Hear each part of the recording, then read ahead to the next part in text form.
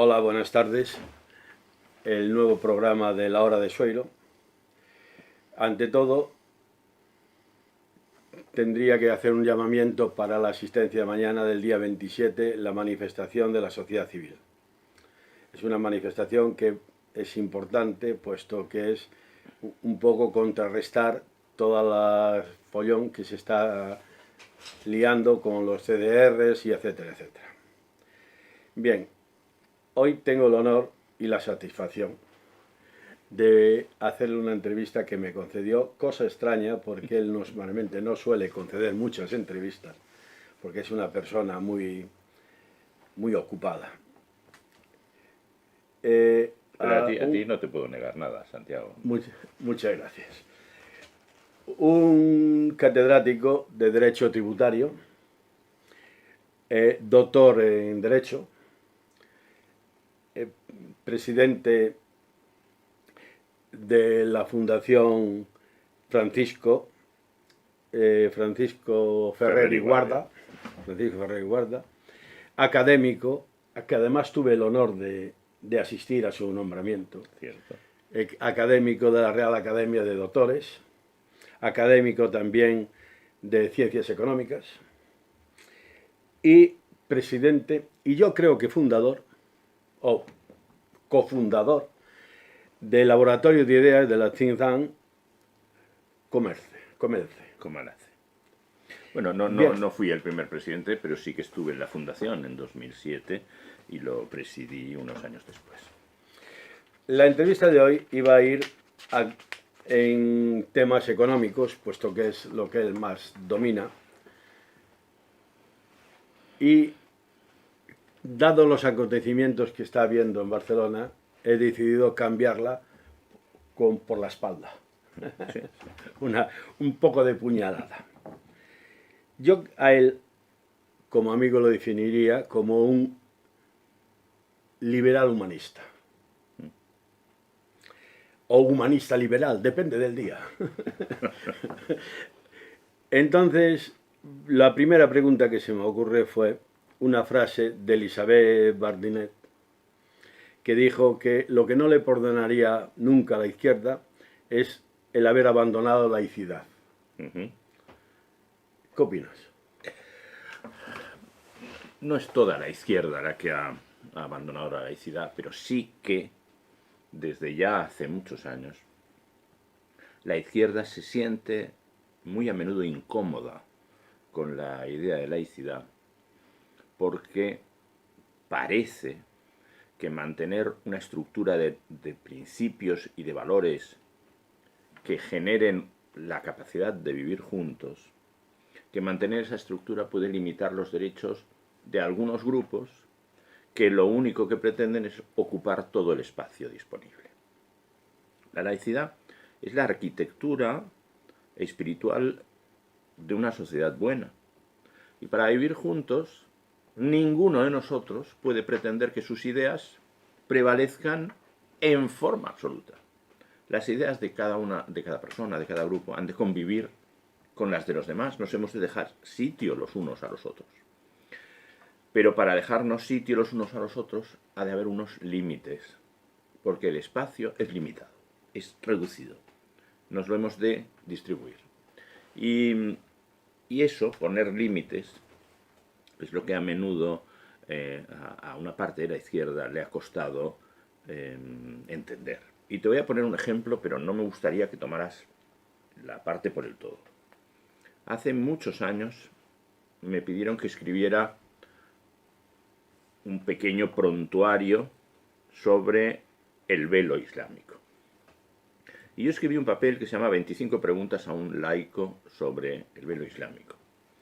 Y ese papel forma parte de los documentos de trabajo de la Fundación Ferrer y Guardia, y yo lo que venía a decir es que no debemos admitir en el espacio público aquello que condena a las personas a permanecer prisioneras del grupo del que proceden, sino que el espacio público ha de ser el lugar para la emancipación y para la libertad. Y respondí a algunas preguntas sobre el significado, la historia, el método, la educación alrededor de este instrumento. Pues bien, muchos concejales de izquierda de toda España encuentran esta referencia, la piden y luego no vuelven a decir nunca nada más. Y yo creo que es porque no les ha gustado nada. Y por eso la Fundación Ferrer y Guardia mantiene esta línea de pedagogía de que la laicidad es libertad para todos, para vivir juntos.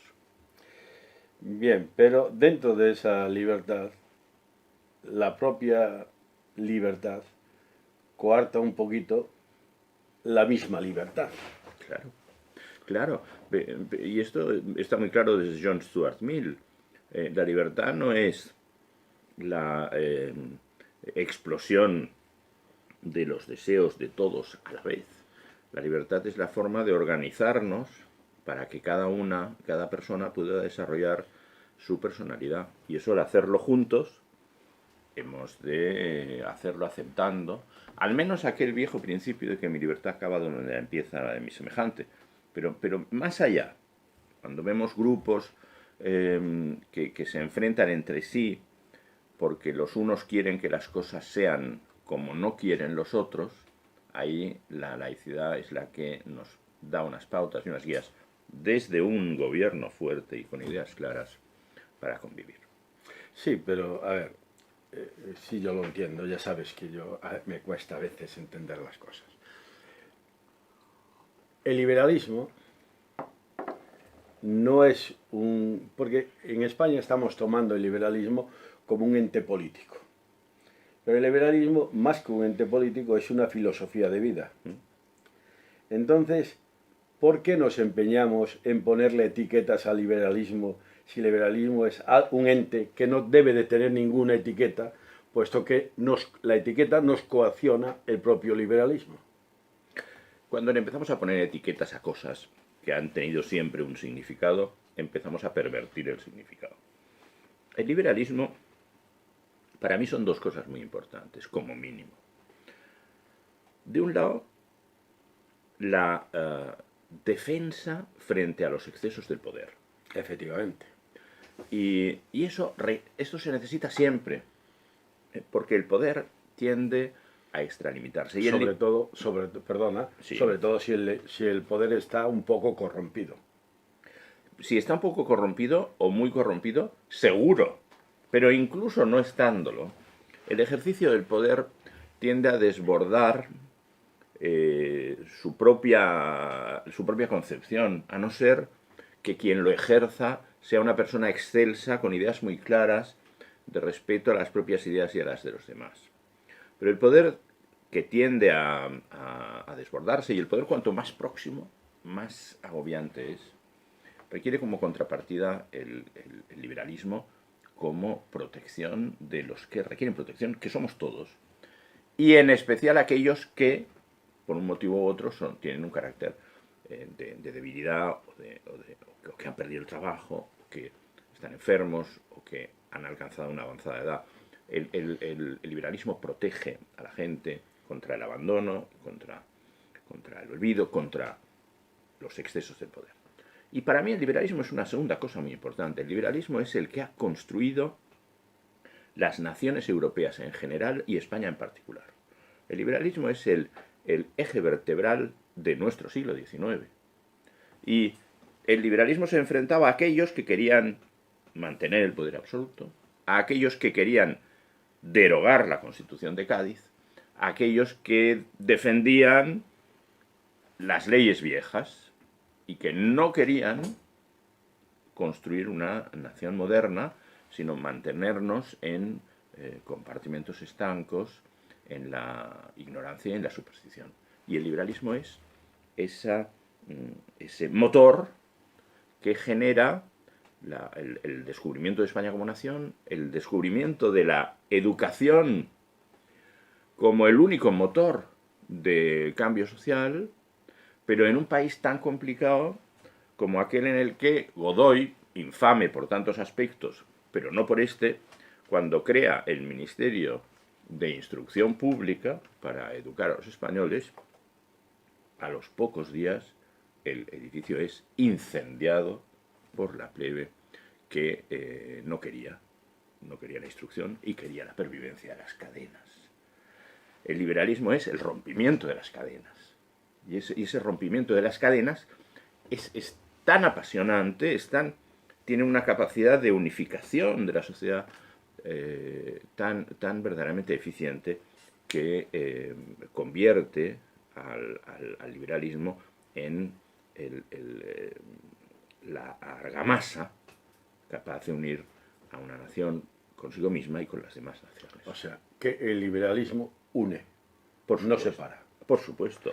Entonces, ya sé que tú eres una primera espada de lo que es el pensamiento crítico. Explícame por qué los nacionalismos estos, yo les llamo nacionalismos conversos, como son la independencia de Cataluña, pero no solo de este lado, porque de este lado, nos guste o no nos guste, son, digamos, un poco aburguesados, sino también del otro lado, que van siempre, tanto la extrema izquierda como los nacionalismos van siempre contra el pensamiento crítico. ¿Por qué le temen al pensamiento crítico? Porque todos aquellos movimientos que se basan en la simplificación de las cosas, en enfrentar la complejidad de nuestra vida colectiva desde frases de 140 caracteres, tienen que construir un pensamiento único, sencillo, simplificado, de breves preguntas y respuestas y sobre todo de instrucciones generales dirigidas a la gente para que obedezcan y dejen de pensar. Y claro, si se fomenta el pensamiento crítico, la libertad de pensamiento, la libertad de conciencia, como algo absolutamente esencial, es decir, la capacidad de examinar nuestra propia conducta, la de los demás, nuestras ideas, y adoptar soluciones provisionales a los problemas que se nos plantean, porque nunca van a ser soluciones definitivas. A lo único que podemos aspirar es a mejorar un poco las cosas. Cuando alguien pretende que su sociedad sea perfecta, acaba tomando el poder y no soltándolo nunca más. Y por tanto, el pensamiento único, como una forma de seguidismo, y el unanimismo, el pretender que solo hay una forma de entender nuestra vida de convivencia, acaban impregnando a todos los movimientos que, o bien por populismo radical, o bien por nacionalismo radical también, han de fundamentarse en pocas ideas fácilmente reproducibles y difundibles que generen el grado de indignación o de movilización o de aceptación de lo que unos pocos dicen. Y eso es incompatible, esa aceptación acrítica de lo que algunos han pensado por todos es completamente incompatible precisamente con la crítica racional de lo que ocurre, que es un imperativo ético que nos corresponde a todos en general y a los liberales en particular. ¿Y no te da pena la situación de hoy de Barcelona? Mira, a mí me duele el corazón. Me da pena no el día de hoy exactamente. A mí que la gente salga a manifestarse para expresar, por ejemplo, que no le gusta una sentencia, me parece respetable. Pero hoy se están diciendo otras cosas que agreden a aquellos que pensamos distinto. Y una sociedad abierta tiene que ser una sociedad en la que unos puedan pensar que no les gusta una sentencia y otros podamos pensar que esta sentencia era mejorable, pero responde a unos parámetros jurídicamente correctos, que además es susceptible de ser revisada en sucesivas instancias jurisdiccionales.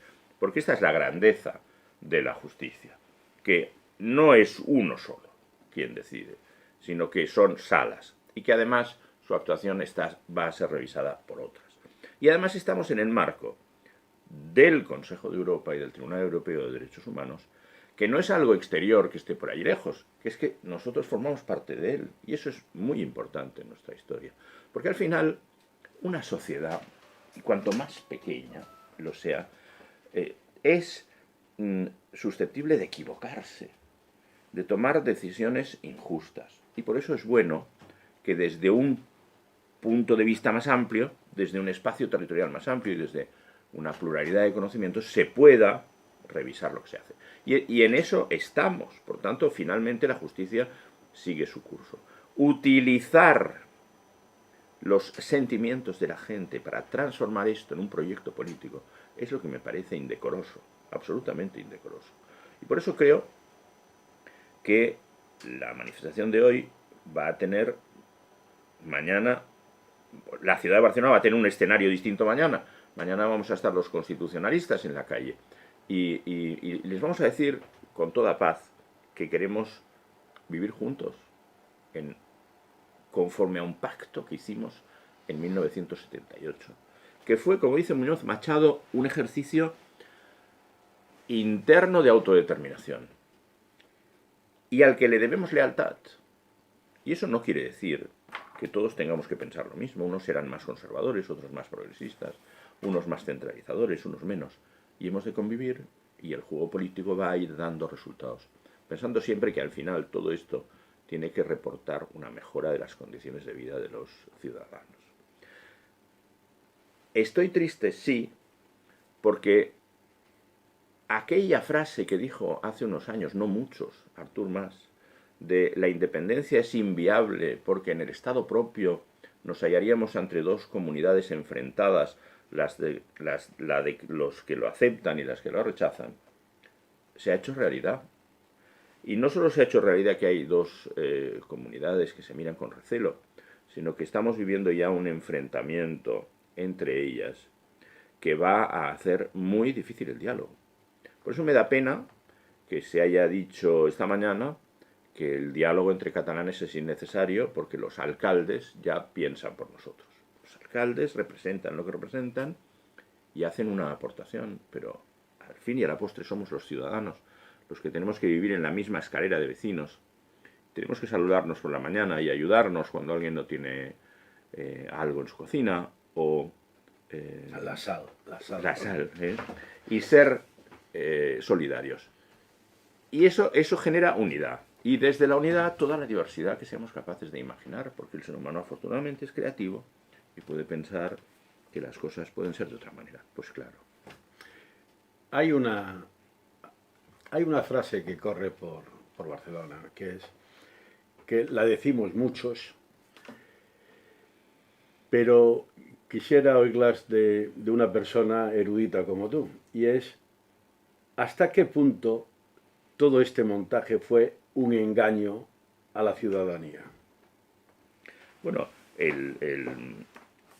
yo observo la realidad de lo que ha acontecido, pero me remito a lo que algunos de los protagonistas han dicho. Y una de las protagonistas dijo que esto era un juego de póker de farol. Otro de los protagonistas, Santi Vila, dijo era solo tensionar las cosas para conseguir una negociación con el Estado. Es evidente que el día en que más o menos parece que de una forma alambicada se promulga la independencia, el presidente de la Generalitat ya tenía previsto desde hacía algunos días refugiarse en otro país. Por tanto, toda aquella gente que cuando le hacen promulgar la independencia a Carme Forcadell se pone a sonreír, se pone a llorar pocos minutos después. Y bueno, y quizás todo esto pone de manifiesto cómo toda aquella gente que pasó la noche antes del 1 de octubre en los colegios y que creía sinceramente que tenía en la palma de la mano la independencia, estaban siendo engañados por una clase política que sabía perfectamente que aquello era imposible. O bien, el engaño podía ser todavía peor, pero de esto no tengo ninguna prueba, que era: vamos a ver si con todo este movimiento la gente sale a la calle y toma espontáneamente los centros de poder. Esto hubiera sido tremendo. Eso no era ya un engaño para la decepción, era un engaño para producir una situación en la que mucha gente se podía haber hecho daño. Y lamentablemente aquello está sucediendo ahora. Y ahora sí que hay gente en la calle haciéndose daño. Y me parece patético, aunque comprensible, que algunas madres digan, ha salido mi hijo y le ha pegado la policía. Me parece patético porque el niño en cuestión llevaba una mochila llena de instrumentos de guerrilla urbana. Y por tanto, si a una pobre persona en un momento determinado la violencia cae sobre ella, yo seré absolutamente solidario. Pero si alguien va preparado para la guerrilla urbana, una de las consecuencias es que efectivamente los hombres y mujeres de uniforme que están para servir el ordenamiento jurídico, que son nuestros policías, eviten que se produzca daño sobre personas inocentes. ¿Tú has leído la sentencia o parte de la sentencia? Yo ya he leído la sentencia entera. Entonces, sí. jurídicamente, ¿crees que tiene algún... O sea, tú eres un gran jurista, lo sé y me consta. Entonces, ¿tú crees que tiene algún defecto de forma o algún defecto de... algo? Que no sea jurídicamente...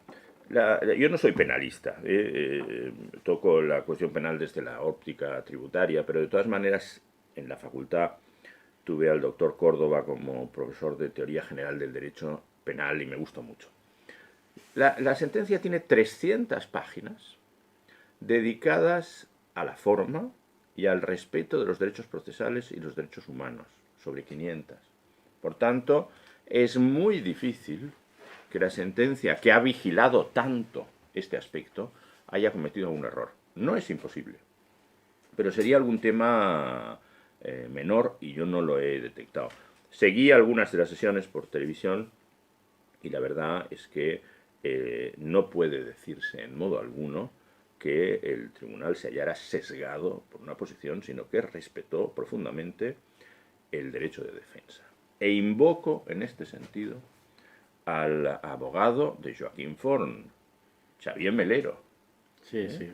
que es un profesional como la copa de un pino, y que acaba de declarar hace unos días que el juicio fue justo, que a él no le gusta la sentencia, ni le gusta el castigo a su cliente. Obviamente, es su abogado. Y dice, y voy a presentar un recurso. Impecable.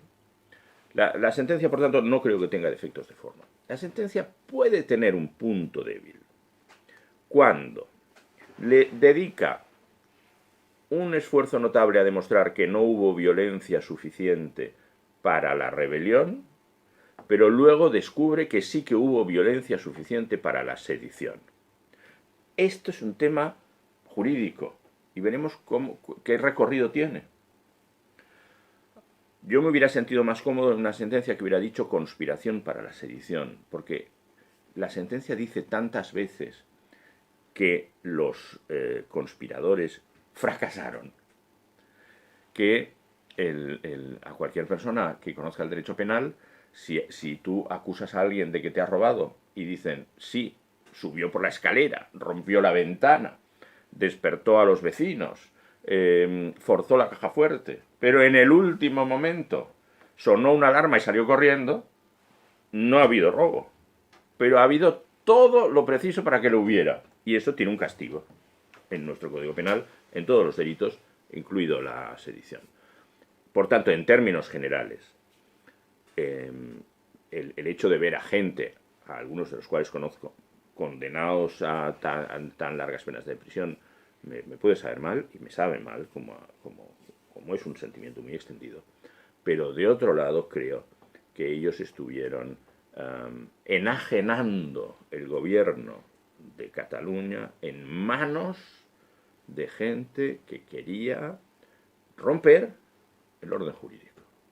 Y eso, uno u otro tipo de pena ha de tenerlo. Bien, entonces, a ver si nos situamos un poquito más en el tema, en el quid de la cuestión. La sentencia se puede considerar justa. Puedes estar de acuerdo o no, pero a nivel de justicia es válida.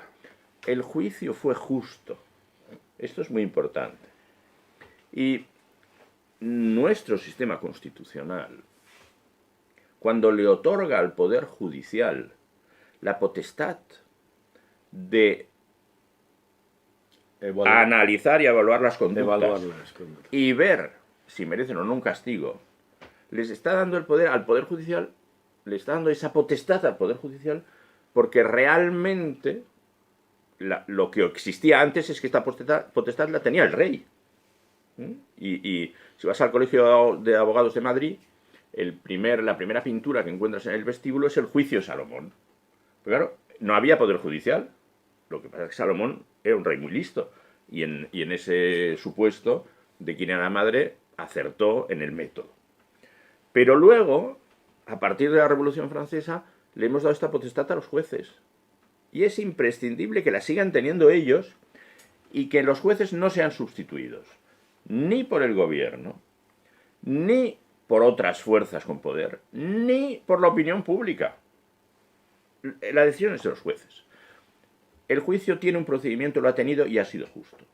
Y la pena, la decisión sobre el tipo penal cometido y la pena es susceptible de comentario, de desacuerdo, y los juristas lo hacemos todos los días cuando comentamos si una sentencia nos ha gustado o no nos ha gustado. Yo lo hago en las sentencias de derecho tributario, que es el campo que domino, y ningún juez se molesta porque yo le diga que, pues en el supuesto que ha enjuiciado que un contribuyente tenía que pagar un dinero en renta, pues yo creía que no, o al revés.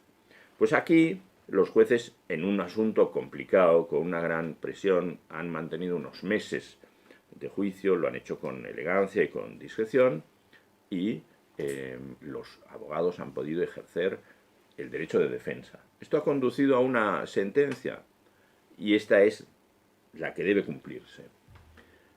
Y luego están pendientes los mecanismos de revisión de la sentencia, por un lado, y los mecanismos de política penitenciaria, por otro, que pueden conducir a soluciones que modulen, en parte, la sentencia, pero esto ocurre con todos los supuestos en derecho, y por tanto yo creo que todo lo que acontece se mueve en el terreno de lo institucionalmente correcto. Hay otra, ya acabaremos, porque ya es la última pregunta, que sí me gustaría hacerte y que me respondieras, y era, ¿cómo se podría, cuánto crees que nos costaría volver a sanar la fractura social que se ha hecho? Mira, cuando en 2010, 2012 empezó lo que se llamó la desafección y se alteró el objetivo de profundizar en la autonomía para alcanzar la independencia, se estaba optando por, en lugar de estrechar los lazos de fraternidad entre los pueblos de España, por construir nuevas fronteras. Y un amigo mío dijo, lo peor de esta opción es que esto va a acabar en una enorme división y en una gran decepción. La enorme decisión es porque esto afecta a los sentimientos de la gente, de los sentimientos de los unos y de los otros, que se mueven más por lo que les sale del alma o de su historia o de sus experiencias personales, se mueven más por esto que por la razón. Y eso ha ido cavando zanjas entre nosotros. Cubrir estas zanjas va a costar mucho tiempo. Superar la decepción de los que no han conseguido sus objetivos va a costar mucho tiempo. Construir puentes que hagan que nos situemos en un escenario que nos guste a todos va a costar mucho tiempo. Y por tanto, cuanto antes nos pongamos a la labor de dejar de dividir para empezar a construir juntos, mejor. Pero hemos perdido muchas cosas por el camino. Y va a costar reconstruirlo. Cuando se ponen como ejemplos Escocia y Quebec de modelos de ejercicio de la autodeterminación, se está olvidando que la fractura social en Escocia y la fractura social en Quebec hoy todavía se deja notar, sobre la vida de las familias, de las personas, de las empresas y de la sociedad. Y por tanto, hemos de ser conscientes de que incluso esas experiencias que se glorifican son experiencias negativas. Y aquí, encima, nos movemos en un escenario de radicalización de lo que se desea conseguir y de poca respuesta imaginativa sobre cómo conducir las cosas, a pesar de que yo entiendo que los límites están claramente establecidos por la Constitución y que por tanto es en la Constitución donde se debe hallar la solución, pero la Constitución es una norma abierta que permite o que permitiría avanzar. Como no estamos avanzando, se van enquistando las cosas. Como se van enquistando las cosas, está empezando a aflorar la violencia de estos días, que esperemos que haya sido una anécdota aislada y que no se vuelva a repetir. Pero todas estas cosas profundizan en la división y por tanto hacen necesarias más generaciones para recuperar la paz y la armonía y el buen entendimiento. Y esto no es una buena noticia, no es un mensaje optimista, pero a mí me gustaría creer que es posible reconstruir un modelo para vivir juntos. No, posible será. Bueno, Joan Francés, quedamos citados para otra y hablar de economía. Cuando tú quieras, Santiago. Muchas gracias. Y vuelvo a decir, bueno, que me parece que antes me lo solté, pero vuelvo a decir que eres una persona que yo considero íntegra y además con una cabeza muy bien amueblada. Muchas gracias, Santiago. Gracias. Bueno, hasta la semana que viene, que tendré, y vosotros también, el honor de hacer una entrevista con Silvestre, el propietario de los Salamanca, aquel persona que se enfrentó a los Menas, me parece que se dice Menas, en la Barceloneta. Sus propios empleados corrieron a gorrazos a los Menas. Hasta la semana que viene.